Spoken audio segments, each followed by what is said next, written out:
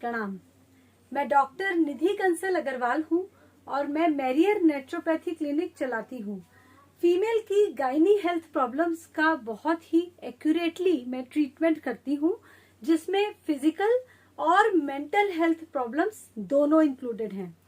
जो टीनेजर्स की health problems हैं उसमें मैंने सबसे कॉमनली देखा है कि प्यूबेरिटी पीरियड में खास तौर से जो यंग एज है उसमें मेंस्ट्रुअल क्रैम्प्स, पीरियड्स के समय होने वाले दर्द की समस्या बहुत कॉमनली देखने को मिलती है।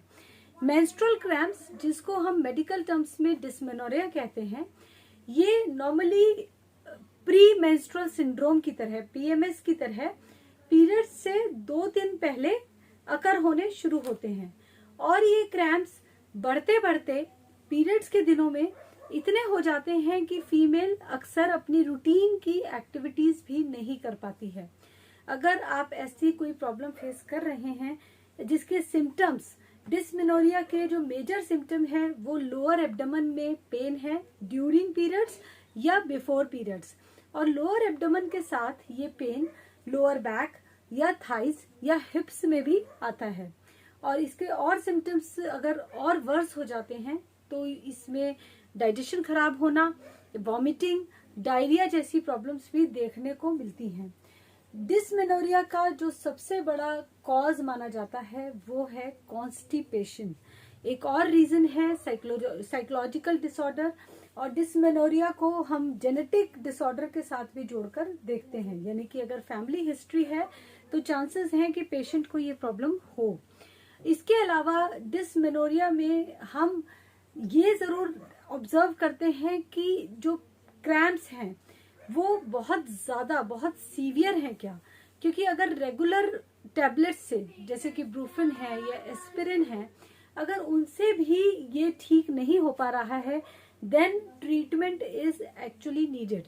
हालांकि मैं नेचुरोपैथी की डॉक्टर हूँ और मैं किसी भी मेडिसिन के बिना ट्रीटमेंट करती हूँ, तो इसलिए मैं होम रेमेडीज जो कि लोकल हम लोग यूज कर सकते हैं वो सबसे पहले पेशेंट को कहती हूँ कि आप यूज करके देखें, जिसमें सबसे पहले हम लोग हॉट पैक, चाहे आप किसी बॉटल में गर्म पानी को भर के फिर उससे सेक करें लोअर एब्डोमेन, पेट के नीचे वाले हिस्से पे और पेल्विक एरिया पे और लोअर बैक पे, या फिर गरम टॉवल, जैसे एक टॉवल को आप गरम पानी में भिगो के उसको आप लोअर एब्डोमेन या लोअर बैक पे लगा सकते हैं। लेकिन आपको यहाँ केयर ये रखनी है कि पानी बिल्कुल भी ठंडा ना हो, it should be properly hot.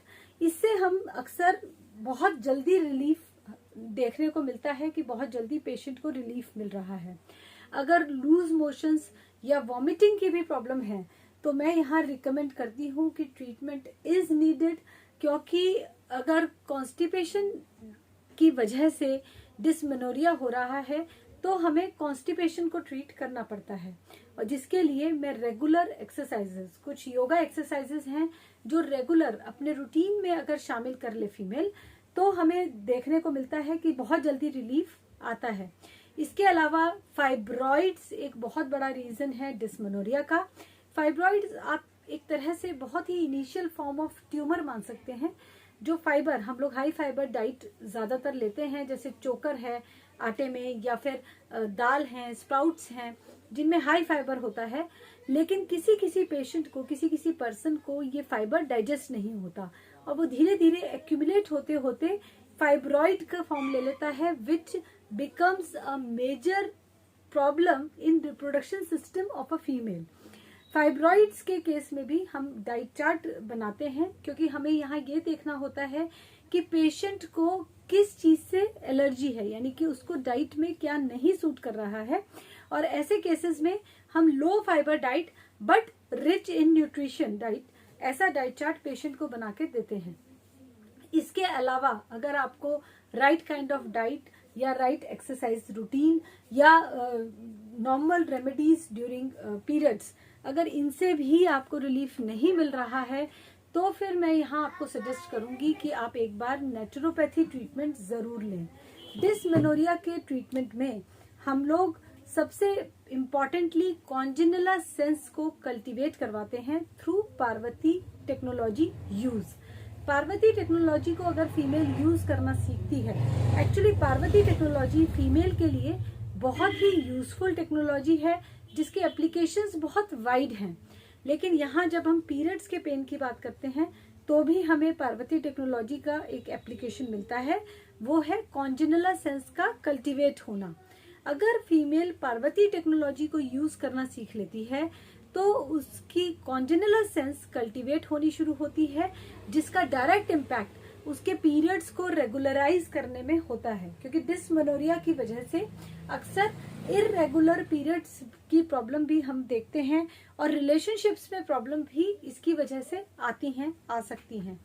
तो जो कॉन्जेनिटल सेंस है वो फीमेल को रिलीफ देती है। अगर कॉन्जेनिटल सेंस प्रॉपरली मेंटेन हो जाती है, जब हम पार्वती टेक्नोलॉजी को यूज करना सिखाते हैं तो ऑटोमेटिकली कॉन्जेनिटल सेंस कल्टीवेट होती है, जिसका बेनिफिट होता है कि पेशेंट का डिसमेनोरिया, जो दर्द है, मेंस्ट्रुअल क्रैम्प्स जिसे कहते हैं, वो ठीक होना शुरू हो जाता है।